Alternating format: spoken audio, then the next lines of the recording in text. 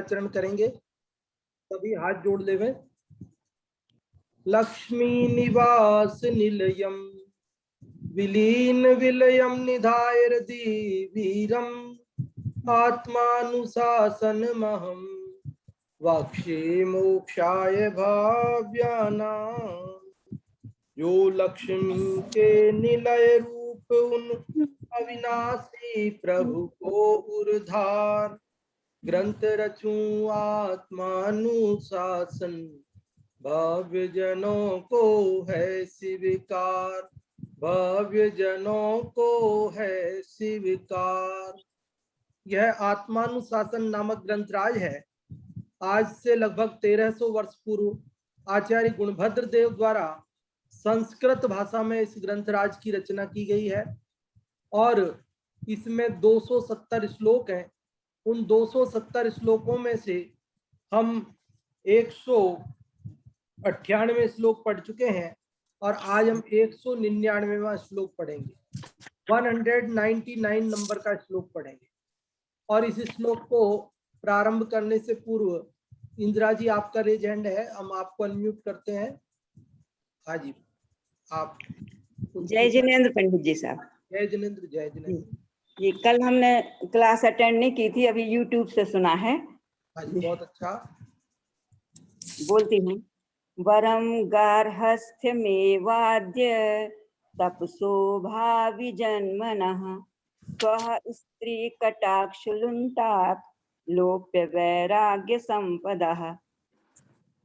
इस श्लोक में आचार्य देव कहते हैं कि जिनकी इस वैराग्य संपदा स्त्री के कटाक्षों से लुट गई है और जिनका तप भविष्य में पुनः जन्म लेने वाला है अर्थात संसार का ही कारण है, ऐसे मुनि धर्म से, ऐसे तपस्या से ग्रस्त जीवन ही श्रेष्ठ है। इसमें बहुत अच्छा। हाँ बोले और बोले। आचार्य देव ने इसी तरह की बात रत्नकांड श्रावकाचार में भी समंत भद्र स्वामी ने लिखी है कि मोही मुनि से निर्मोही ग्रस्त श्रेष्ठ है।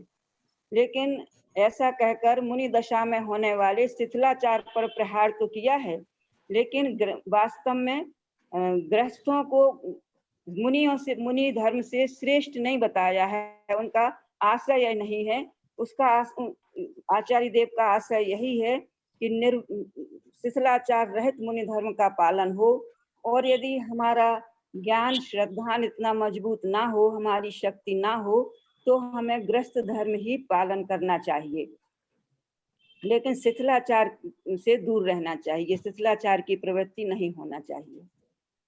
बहुत अच्छा व्यवस्थित आपने बताया कल वाले श्लोक का। बहुत बहुत धन्यवाद इंदिरा जी। बहुत ध्यान से आप सुनते हैं, कल नहीं सुन पाए तो आपने यूट्यूब पर भी सुना। बहुत अच्छी बात है। आपसे हम अनुमोदना करते हैं आपके इन परिणामों की और इस भावों की। अब अपन जल्दी से चलते हैं अगले श्लोक की ओर, 199वें श्लोक की ओर, जो आज क्रम प्राप्त है। ये 199वां श्लोक आप सभी की स्क्रीन पर आ चुका है।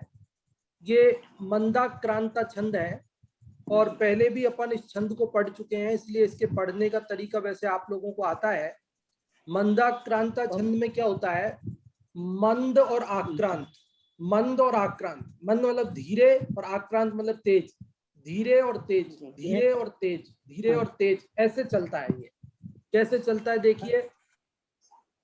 पाठ भ्रंसम त्वम विगणयन् त्यक्त लज्जाभिमान संप्राप्तोऽस्मिन् परिभव सतैर् दुःख में तत्कलत्रम नान्वेति त्वां पदमपि पदा विप्रलब्धोऽसि भूयः सख्यं साधो यदि हि मतिमान् मां ग्रहीर्विग्रहेण।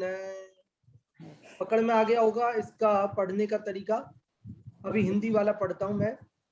आत्म प्रयोजन से वंचित हो त्यागी लज्जा अरु अभिमान भव भव में दुख आए हैं नारी के कारण तूने जान, यह तन अरु नारी नहीं जाए, यह तन अरु नारी जाए नहीं, एक कदम भी तेरे साथ, बुद्धिमान मत करो मित्रता, इस तन अरु नारी के साथ।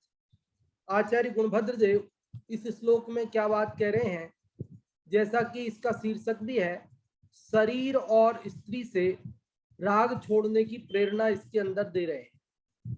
पूर्व में यही प्रकरण चल रहा है।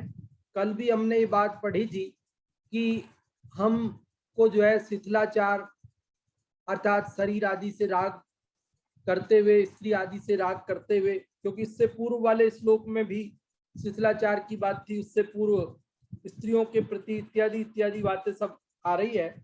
तो यहाँ कह रहे शरीर और स्त्री से राग छोड़ो। अब शरीर और स्त्री से राग छोड़ो मतलब फिर और पुत्र से तो रखो क्या, कि नहीं नहीं तो किससे रखे, माता पिता से तो रखें कि नहीं नहीं, तो किससे रखें क्या? अरे भैया जगत में किसी से भी राग रखने लायक नहीं है, लेकिन आप और हम सभी जगत के जीव अन्य सबका राग तो एक बार छोड़ सकते, तोड़ सकते हैं, लेकिन स्त्री के राग को छोड़ना अथवा अपने शरीर के राग को छोड़ना ये बड़ा कठिन होता है। जिसने यही राग छोड़ दिया तो फिर अन्य राग को छोड़ना उसके लिए कोई कठिन बात नहीं है। इसलिए यहाँ स्त्री और राग, शरीर से राग छोड़ने की प्रेरणा देकर मानो जगत के समस्त प्रकार के राग को यहाँ छुड़वा लिया गया है। तो आचार्य गुणभद्र देव क्या कह रहे हैं, देखो इसमें अपन सबसे पहले नीचे वाली पंक्ति का अर्थ करते हैं। देखो साधो, ये साधु है ना, ये थोड़ा सा इस श्लोक में दो जगह थोड़ा सा संशोधन करेंगे अपन। ये साधु नहीं होकर साधो, ओ की मात्रा करेंगे अपन औ की बजाय। और तीसरी लाइन का जो पहला शब्द है उसमें भी नानधेती की बजाय नानवेती करेंगे, ध की बजाय व वकील वाला करेंगे, ध धनुष की जगह व वकील वाला, नानवेती। अब अपन अर्थ समझते हैं। साधो, साधो मतलब हे साधु, हे सज्जन, संबोधन है। यदि ही मतिमान, कि यदि तू मतिमान है, मतिमान अर्थात बुद्धिमान है, मति मतलब बुद्धि, कि हे साधु यदि तू बुद्धिमान है, तो कह रहे हैं विग्रहेण, विग्रहेण मतलब शरीर के साथ, विग्रह मतलब शरीर, विग्रहेण शरीर के साथ सख्यम मां ग्रही, सख्यम अर्थात मित्रता, मां मतलब नहीं, ग्रही मतलब ग्रहण कर, मतलब मत कर। पहली चौथी पंक्ति का अर्थ समझ में आया? शब्द मैंने थोड़ा इधर उधर करके बताया, आप कहो तो भले पहली पंक्ति से ही शब्द भी चल देंगे अपन, कोई दिक्कत नहीं। एक बार देख लीजिए कि साधो, हे साधु, हे सज्जन, यदि ही मतिमान, कि यदि तुम बुद्धिमान हो, तो विग्रहेण शरीर के साथ सख्यम मां ग्रही, सख्यम मतलब मित्रता मत करो, राग मत करो। अस्मिन, दूसरे पंक्ति का दूसरा शब्द है अस्मिन। क्यों मत करो?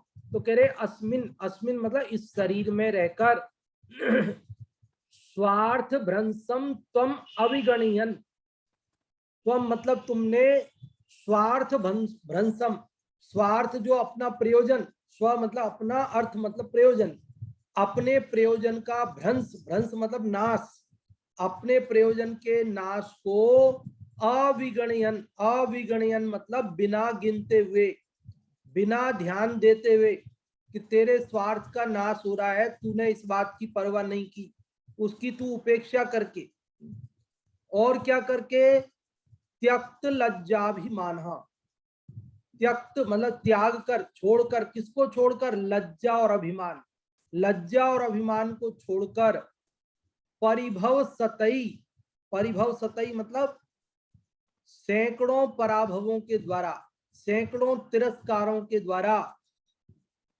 दुखम संप्राप्तो, दुख को प्राप्त किया है। दुखम संप्राप्तो, पहला शब्द दूसरी लाइन का, प्राप्त किया है।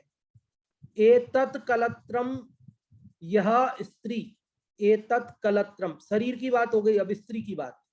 एतत् कलत्रम, एतत् मतलब यह, कलत्रम मतलब स्त्री, यह स्त्री त्वाम तुमको, पदम अपि एक पद भी, एक कदम भी, न अन्वेति अनुसरण नहीं करेगी, अनुकरण नहीं करेगी, तेरे साथ नहीं चलेगी।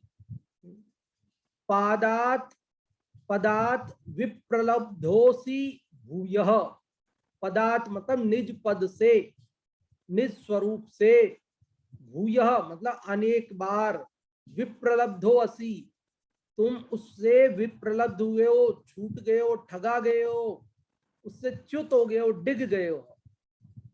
देखो इस पूरे श्लोक का अर्थ क्या है, यहाँ कह रहे हैं कि देखो यदि तुम बुद्धिमान हो तो तुम इस शरीर से प्रेम मत करो, क्योंकि इस शरीर में तुमने अपना प्रयोजन का नाश को ध्यान न देते हुए लज्जा और अभिमान को छोड़कर सैकड़ों पराभवों तिरस्कारों के द्वारा दुखों को प्राप्त किया है, और यह स्त्री एक कदम भी तुम्हारा साथ नहीं देगी, और तुम इन शरीर और स्त्री के चक्कर में निज पद से अनेक बार च्युत हुए हो, अनेक बार डिगे हो।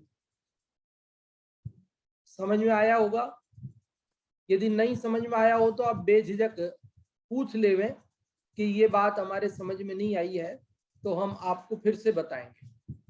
हाँ जी, पहले मुन्नी जी आपका रेज हैंड हुआ है, आप बताना चाहते हैं या पूछना चाहते हैं? हाँ, जय जिनेंद्र पंडित जी। हाँ जी, जय जिनेंद्र। इस श्लोक में स्त्री शरीर और स्त्री से राग छुड़ाने की बात प्रेरणा दी है आचार्य देव ने। आत्म प्रयोजन से वंचित हो त्यागी लज्जा अरु अभिमान, भव में दुख पाए हैं नारी के कारण तूने जान, ये तने अरु नारी जाए नहीं एक कदम भी तेरे साथ, बुद्धिमान मत करो मित्रता इस तन अरु नारी के साथ। में बताया है कि हे साधु बुद्धिमान व्यक्ति से कह रहा है, हे साधु ये बता रहे हैं कि तो यदि बुद्धिमान है तो इस शरीर के संग मित्रता मत कर, इस तन से मित्रता मत कर।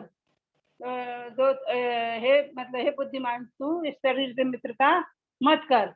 आत्म प्रयोजन से वंचित है, तूने अपने आत्म प्रयोजन छोड़ के, इससे वंचित रहकर लज्जा छोड़ के, अभिमान छोड़ के, और तूने भव में दुख पाए हैं, है ना। नारी के कारण और नारी के कारण तूने भव में दुख, मोह के कारण, नारी के मोह के कारण तूने भव में दुख पाए हैं। ये तन अरु नारी जा, ये बताते हैं आचार्य देव, हे बुद्धिमान, हे साधु, तूने नारी के तन को पाकर नारी तेरे संग एक कदम भी चलने वाली नहीं है। तो नारी तेरे संग एक कदम भी नहीं चलेगी, चाहे वर्तमान में भी देख नहीं चलेगी। यदि तू अपना प्रयोजन सिद्ध करना चाहता है तो शरीर और स्त्री से राग को छोड़ने की छोड़ एक प्रेरणा दी है। हाँ जी, बहुत अच्छा मुन्नी जी, आपने इसका अर्थ बताया। और अब संस्कृत से अर्थ बताना जो चाहते हो वे लोग रेज हैंड कर सकते हैं संस्कृत से बताने के लिए। और हम अनम्यूट कर रहे हैं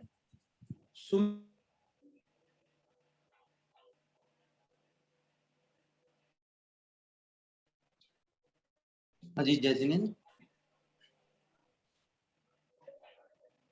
जय जिनेंद्र।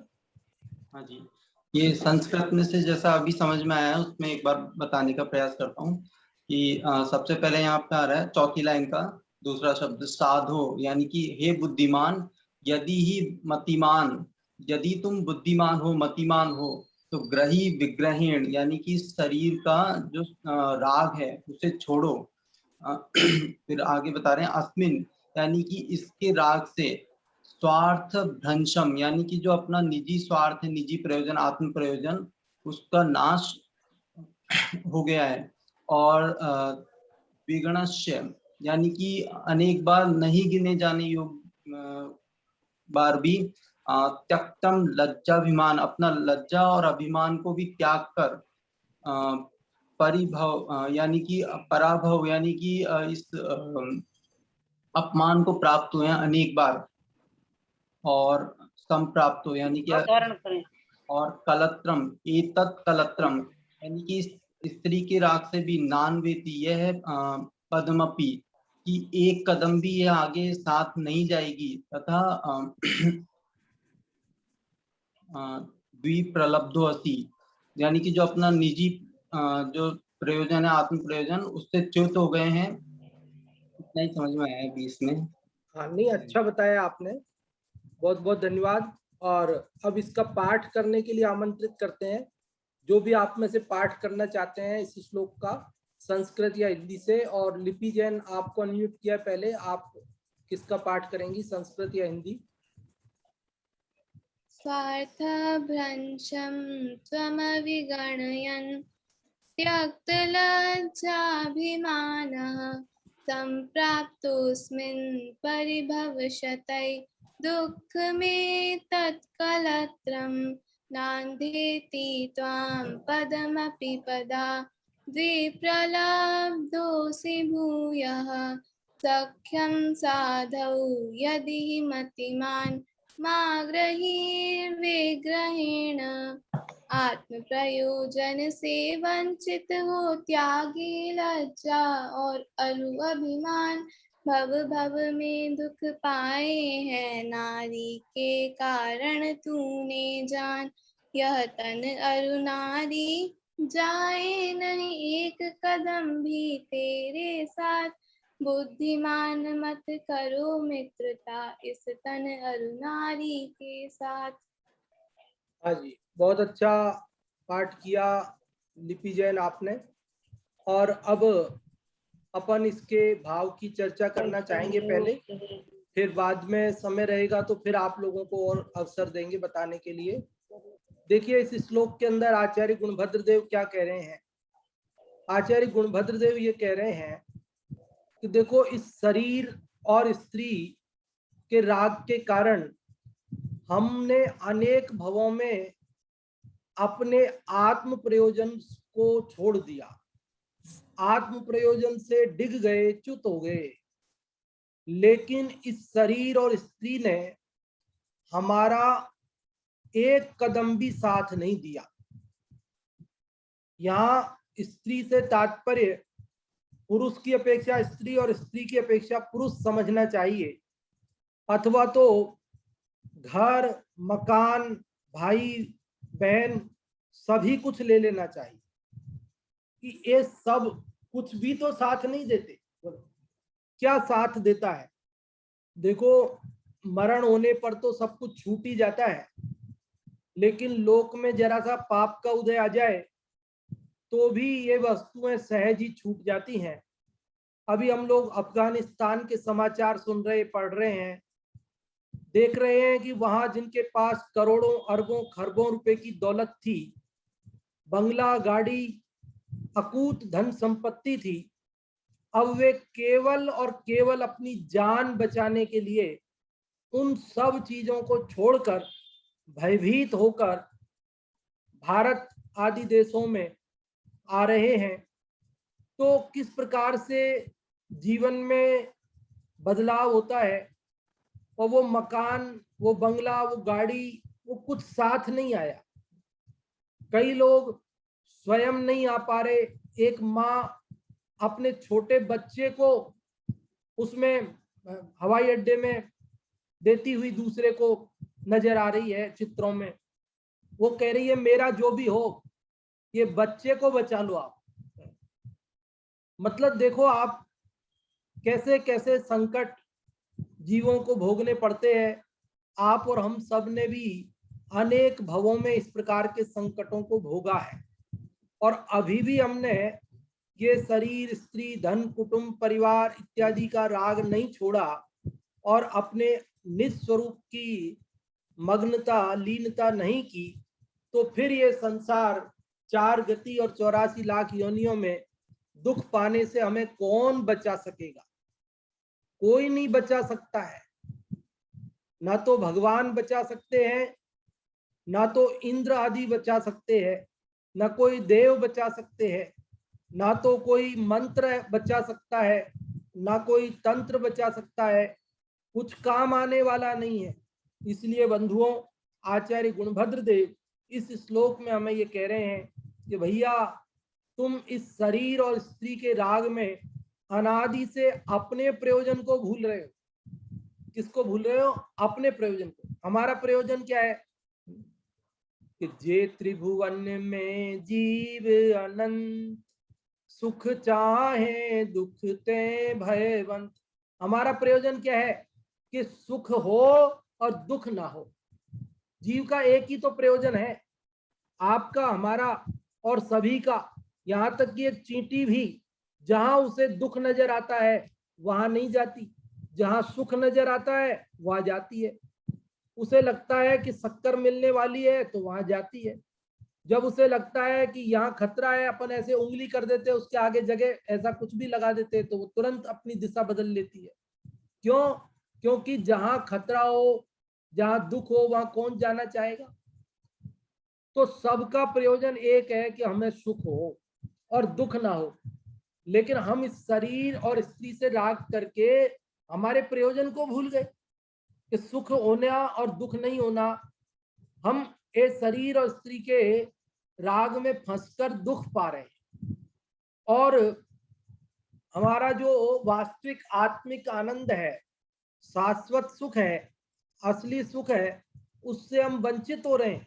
और ऐसा एक बार नहीं बल्कि अनेक जन्मों में हम इस प्रकार ठगाए गए हैं। स्त्री और ये शरीर आदि के राग में हम भव भव में ठगाए गए।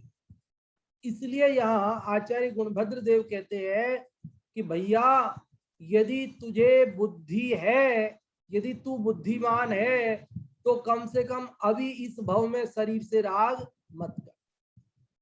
क्यों? क्योंकि इस शरीर में रह करके तूने बहुत पराभव, बहुत तिरस्कार सहे हैं। तिरस्कार समझ गए ना? शरीर के चक्कर में भूख लगती है, प्यास लगती है, सर्दी लगती है, गर्मी लगती है, बीमारी होती है, कितने कितने कष्ट होते हैं।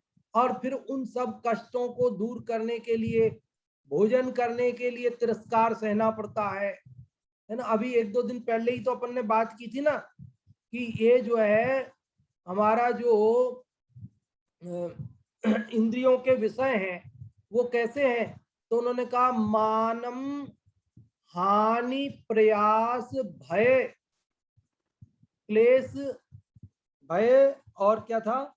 हानि, प्रयास, भय, पाप, कुयोनिदा। कि ये सब मान की हानि, भय, कष्ट, पाप और कुगतियों को देने वाले हैं। तो हमने ये शरीर के चक्कर में पड़ करके अपनी मान हानि कराई है। जगत में तो कोई जरा सी हमारी मान हानि कर दे तो हम झट से कोर्ट में मान हानि का मुकदमा दायर कर देते हैं कि साहब इसने हमारी मान हानि की है।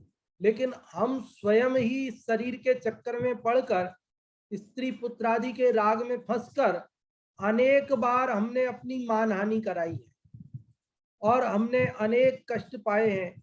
हम उनको भूल गए वो अलग बात है, पर हमने ना पाए हो ऐसी बात नहीं है। और क्या किया हमने?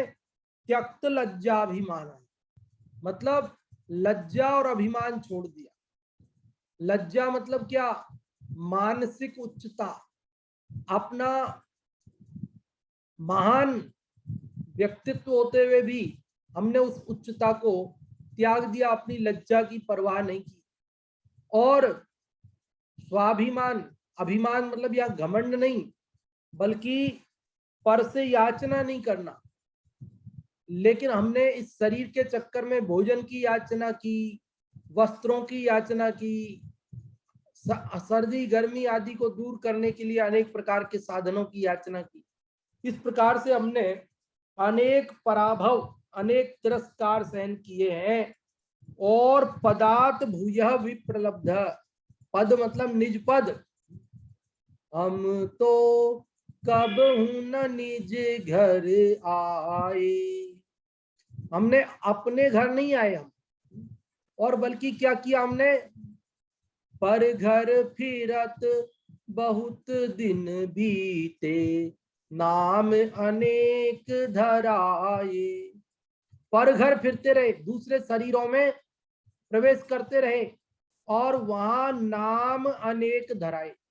नाम अनेक, जिस शरीर में गए वहां अलग अलग नाम रख दिए गए, कहीं चिंटू, कहीं पिंटू, कहीं मिंटू, अलग अलग नाम रख दिए गए जहां गए वहां। और जगत में नाम धराना भी कहलाता है। नाम धराना मतलब खोटा काम करना, बुरा काम करना।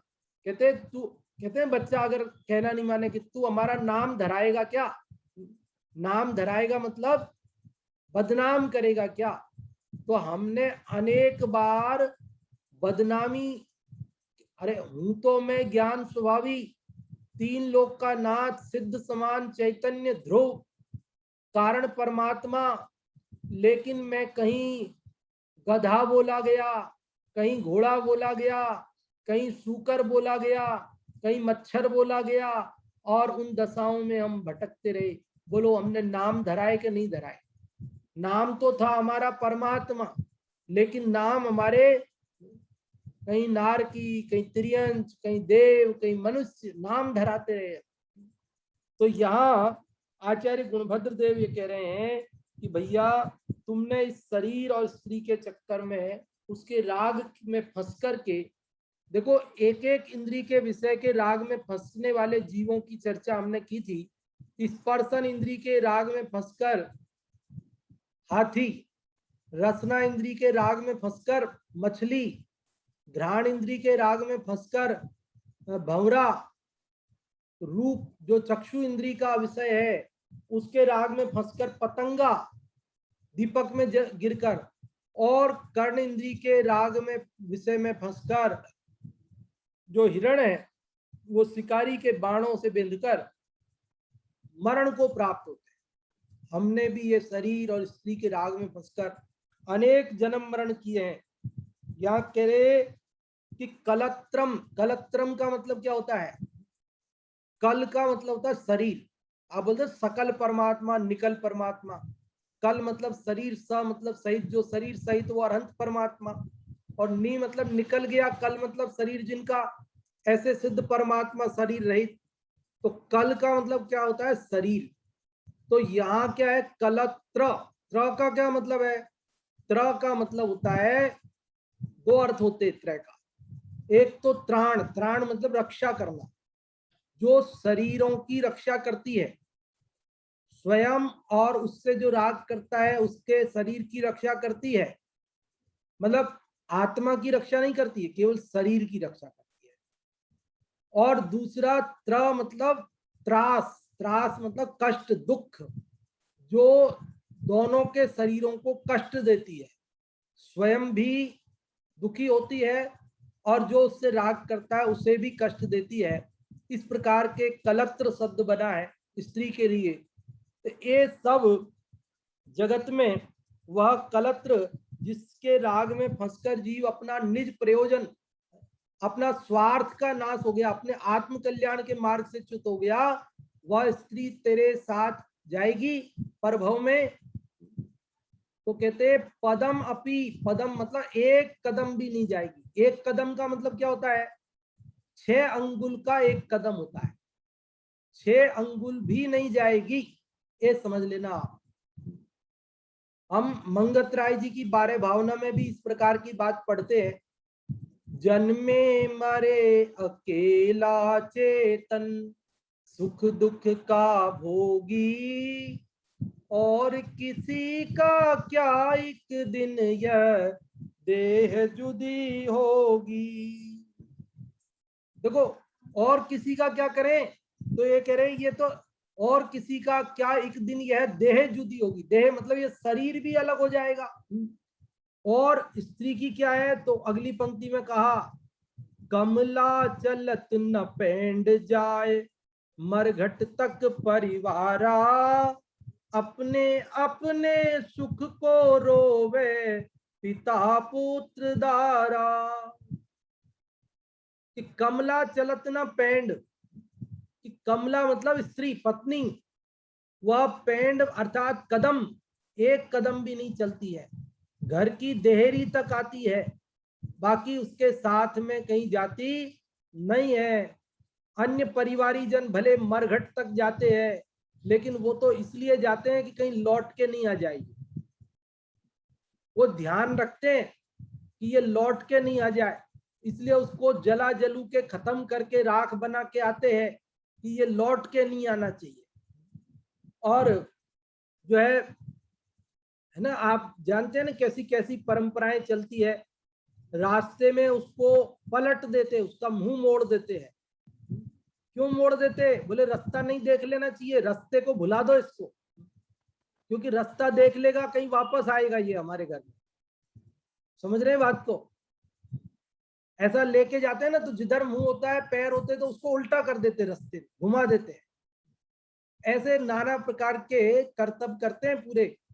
और अपन जैनों में तो नहीं, लेकिन अन्य लोगों में तो वो बची हुई राख को भी उठा करके कहीं नदी नाले में, उसमें गंगा आदि में बहा देते हैं, और उसको बिल्कुल सब कुछ बचना नहीं चाहिए, आ नहीं जाए लौट के हमारे पास में। तो वो जो भैया वो तेरा साथ दे रहे हैं, तेरे मित्र हैं कि शत्रु हैं? बोलो, जिसको राग कर रहा है ना, अगर वह आ जाए ना, तो वह स्त्री ही, उसकी पत्नी ही, वो जगत में, मैं नहीं कहता कि ऐसा करना चाहिए, लेकिन लोग करते हैं ना, अरे साहब वो आ गए तो माथे आ गए, ये हो गया, भूत आ गया, ये हो गया, तो फिर वो कहते साहब इनको बांध दो, इनको मटके में बंद करके डाल दिया, जमीन में गाड़ दिया, ये कर दिया, वो कर दिया। अब क्या होता है क्या नहीं होता है वो बात मैं नहीं कहता हूं, केवल इतनी सी बात आप समझना कि जिस शरीर के लिए और जिस स्त्री परिवार कुटुंब के लिए हमने सारी जिंदगी पाप किया, वह हमारे साथ नहीं जाते। देह काया संवाद है एक, शरीर और आत्मा का संवाद, तो वो आप लोगों ने कभी चेतन काया संवाद, तो चेतन आत्मा और काया शरीर का संवाद, वो कभी सुनना चाहिए। कभी 10 लक्षण आदि के अवसर पे आप लोगों ने सुना भी होगा कि वह शरीर कहता है कि मैं तुम्हारे साथ नहीं चलूंगा, और आत्मा कहती है मैंने तेरे चक्कर में अनेक पाप किए और तेरे को अच्छा खिलाया पिलाया, तेरे लिए अनेक प्रकार के वस्त्र आभूषण आदि से तेरे को सजाया, और फिर भी तू जो है मेरे साथ नहीं चलता है। तो वो सारी संवाद सुनना चाहिए। देखो अपना जो ये बड़ा समाधि मरण है ना, सूरचंद जी द्वारा रचित, इसमें भी क्या बात आई है, 13 नंबर का छंद आया। क्या आया? नाना वस्त्राभूषण मैंने इस तन को पहराए, गंध सुगंधित अतर लगाए, सटरस असन कराए, रात दिना में दास होए कर सेव करी तन केरी, सो तन मेरे काम न आयो, भूल रहो निधि मेरी। क्या समझ में आई? कि इस शरीर को मैंने नाना वस्त्राभूषण, अनेक प्रकार के वस्त्र और आभूषण पहनाए हैं, इसको सुगंधित द्रव्यों से, इत्र आदि से, सटरस भोजन आदि से इसको पाला पोसा है। रात दिन मैंने इसका गुलाम बनकर, शरीर का नौकर बन के इसकी सेवा की, लेकिन यह शरीर मेरे कुछ काम नहीं आया, और मैं अपने चैतन्य स्वभाव को इस शरीर के चक्कर में भूल गया। बोलो, हमने भव भव में ऐसा ठगाए। इसलिए यहाँ अभी हमें सचेत करते आचार्य गुणभद्र देव की, देखो ये शरीर और स्त्री आदि के प्रति का जो राग है इसे छोड़ो। और भी वैराग्य भावना में भूधर दास जी ने छंद नंबर 10 लिखा। छंद नंबर 10 में क्या लिखा देखो, वो सत तो दुख दोष करे अति, सो सत सुख उपजावे। ये शरीर कैसा है कि इसको पोसो तो दोष उत्पन्न करता है, पुष्ट करो, खा लिया तो गैस बन रही है, खा लिया तो एसिडिटी बन रही है। वो सत तो दुख दोष करे अति, सो सत सुख उपजावे। और यदि इसे संयमित रखते हैं, हल्का भोजन देते हैं, तो ही ये शांति रखती है। बाकी तो प्रमाद आ रहा है, स्वाध्याय में मन नहीं लगने देवे, पेट भर के ज्यादा भोजन कर लिया हो तो। दुर्जन देह स्वभाव बराबर, मूर्ख प्रीति बढ़ावे। दुर्जन और देह, इन दोनों का स्वभाव एक जैसा ही है। कोई अज्ञानी होगा वही दुर्जन या इस शरीर से प्रेम रखेगा, सज्जन व्यक्ति तो दुर्जनों से अथवा इस शरीर से राग नहीं रखते हैं। राचन जोग स्वरूप न या तो, विरचन जोग सही है। इस शरीर का स्वरूप रचने योग्य, राग करने योग्य नहीं है, बल्कि कैसा है, विरचन जोग, मतलब वैराग्य करने, इससे विरक्त होने लायक है। यह तन पाए महातप कीजे, या में सार यही है। इस शरीर को, मनुष्य दुर्लभ शरीर को पाकर के हमारा जो प्रयोजन है ना, स्वार्थ को नहीं भूलना चाहिए। स्वार्थ क्या है, अपना प्रयोजन क्या है कि यह तन पाए महातप कीजे, या में सार यही है कि ये मनुष्य देही से तप होता है और तप के द्वारा मुक्ति होती है। तो ये हमारा जो प्रयोजन है, इसे नहीं भूलना चाहिए। इस शरीर के द्वारा हमें तप करके और मुक्ति प्राप्त करनी चाहिए। इस शरीर, स्त्री आदि के, कुटुंब परिवार, धन दौलत, पांच इंद्रिय के विषय, इन किसी के राग में फंस करके अपना जन्म यह बर्बाद नहीं करना चाहिए। पूर्व में अनेक जन्म बर्बाद किए हैं, लेकिन यदि अभी हमने इसको और बर्बाद किया तो फिर कब ये अवसर मिलेगा कोई कह सकता नहीं।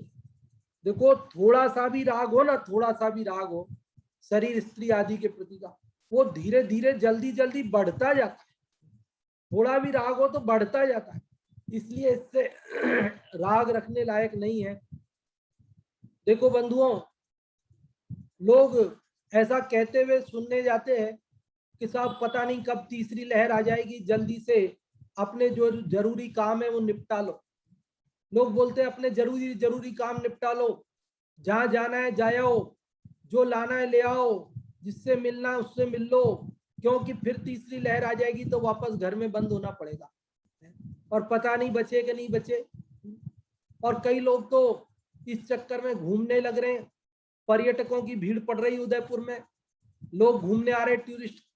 पहले भी जितने नहीं घूमने आते थे उतने अभी आ रहे, इतनी भीड़ पड़ रही है लोगों की। लोगों को लग रहा है कहीं तीसरी लहर नहीं आ जाए, जल्दी घूम लो, कहीं तीसरी लहर नहीं आ जाए, जल्दी कर लो। तो सब काम जल्दी जल्दी कर रहे हो, किस लिए कि कहीं तीसरी लहर नहीं आ जाए।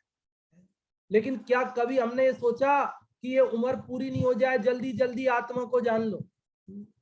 कहीं ये तीसरी लहर आ जाएगी और अपनी उम्र पूरी हो जाएगी, तो तीसरी लहर से पहले राशन पानी जमा करने की तो सोच ली, तीसरी लहर से पहले आवश्यकता से अधिक सामान खरीद के घर में रखने की तो सोच ली, तीसरी लहर आने से पहले सब रिश्तेदारों से मिल के आने की तो सोच ली, तीसरी लहर आने से पहले पर्यटन करने की, घूमने की तो सोच ली। लेकिन तीसरी लहर आने से पहले यदि मैंने अपने आत्मा का कल्याण नहीं कर पाया तो मेरा क्या होगा, ये मैंने नहीं सोचा। तो बंधुओं, हमें ये तीसरी लहर, ये तो आना ही है। जब विदेशों में चौथी लहर तक पहुंच गई है तो आनी है, आज नहीं तो कल।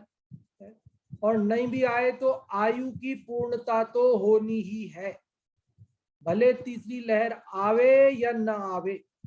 अभी भी अनेक जीव, अनेक लोग रोज मरण को प्राप्त होते हैं। अखबार, तिये की बैठक, उठावने आदि के संदेशों से भरे ही रहते हैं। तो रोज जीव जा रहे हैं, आप और हम सबको भी पता नहीं है कब जाना है। जाना जरूर है, ये बात पक्की है, लेकिन हमें मालूम नहीं है कि कब जाना है। सर्वज्ञ परमात्मा तो जानते हैं। अब क्या पता कितना समय हमारा शेष है, कितना नहीं है। तो जैसे तीसरी लहर आने से पहले हम राशन पानी इकट्ठा कर रहे हैं, तो उस प्रकार कम से कम हम अपने तीसरी लहर आने से पहले मुझे आत्मानुभूति हो, मेरा शरीर आदि के प्रति का राग घट जाए, कम हो जाए, ये भी तो सोचना चाहिए अपने को। अभी केवल 5 मिनट बचे हैं। अभी हम आप लोगों को अवसर देते हैं कि अभी हमने जो ये 199वां श्लोक पढ़ा, इसमें आप क्या समझे, इसका क्या सार है। कुछ पूछना चाहते हो तो वो भी आप पूछ सकते हैं, रेज हैंड करेंगे, उनको ही हम अनम्यूट करेंगे। और सबसे पहले नीलम जी आपको अनम्यूट किया है, आप बताएं। सभी को जय जिनेन्द्र। इसमें आचार्य देव हमें शरीर और स्त्री से राग छोड़ने की प्रेरणा देते हैं। वो कहते हैं कि हे साधु, हे सज्जन, यदि तुम बुद्धिमान हो तो इस शरीर से और स्त्री से अपना राग छोड़ दो, क्योंकि ये शरीर और स्त्री, यहाँ शरीर और स्त्री से मतलब केवल शरीर और स्त्री से ही नहीं लिया है, इसमें मकान, कपड़ा, पुत्र आदि जो भी परिग्रह है उन सबसे राग छोड़ने की बात कही है। क्योंकि राग ऐसी चीज है जो जीव को दुर्गति में ले जाता है। इस राग की वजह से जीव दुर्गतियों में जाता है, और इन सभी परिग्रह में विशेष रूप से स्त्री का राग और शरीर का राग इतना खतरनाक है कि इनसे राग होने के बाद जीव छोड़ नहीं पाता और इतने मोह में फंस जाता है कि उसको दुर्गति में, भव में दुर्गति में भ्रमण करना पड़ता है।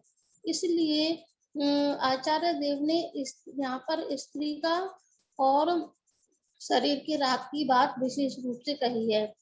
वो आचार्य देव कहते हैं कि जो हम इनसे राग करते हैं, लेकिन ये स्त्री और शरीर की ऐसी स्थिति है कि ये एक कदम भी अपना साथ नहीं देते। यह बात जो 12 भावना आती है मंगत राय जी की, उसमें भी कहा गया है कि जन्मे मरे अकेला चेतन सुख दुख का भोगी, और किसी का क्या एक दिन यह देह जुदी होगी।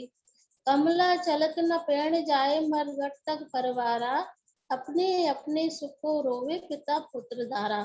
मतलब ये स्त्री और शरीर एक कदम भी अपने साथ नहीं जाते, लेकिन तो भी हमारा इनके प्रति इतना राग होता है कि हम उस राग को छोड़ नहीं पाते।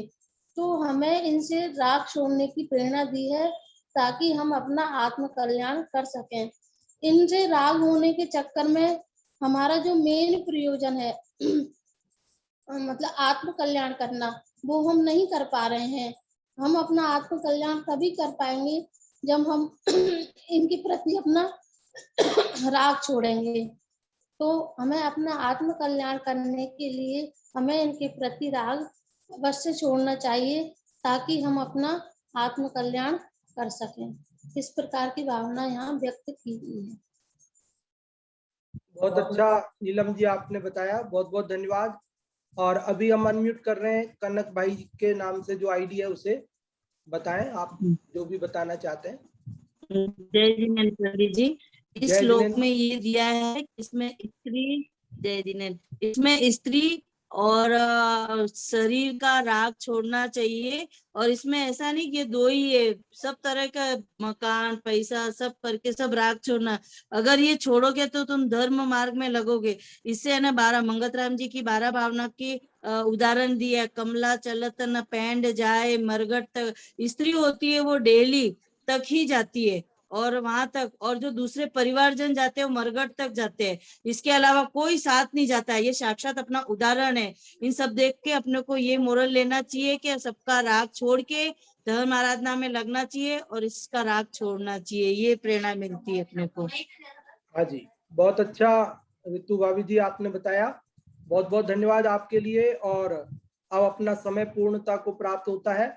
अगले श्लोक की चर्चा अपन कल करेंगे। और अभी दूसरी कक्षा नाटक समय सार जी की सुंदर चलती है, उसके लिए अपन कोटा से पंडित जी जय कुमार जी साहब को आमंत्रित करते हैं। पंडित जी साहब पधारें और नाटक समय सार जी की कक्षा प्रारंभ कराओ। बहुत ही सुंदर कक्षा आत्मानुशासन ग्रंथ पर अभी हमने सुनी कि ये जीवन पूरा हो जाएगा इसलिए भोग सामग्री इकट्ठी कर लो, कोरोना की तीसरी लहर आने वाली है। इसकी चिंता तो करते हैं, लेकिन आत्म कल्याण जल्दी से कर लें इसकी चिंता नहीं करते हैं। तो आत्म कल्याण में लगना चाहिए, ऐसी बहुत सुंदर प्रेरणा अभी हमने सुनी। और आत्म कल्याण करने की विधि क्या है वो अपनी इस नाटक समय सार के छंद के द्वारा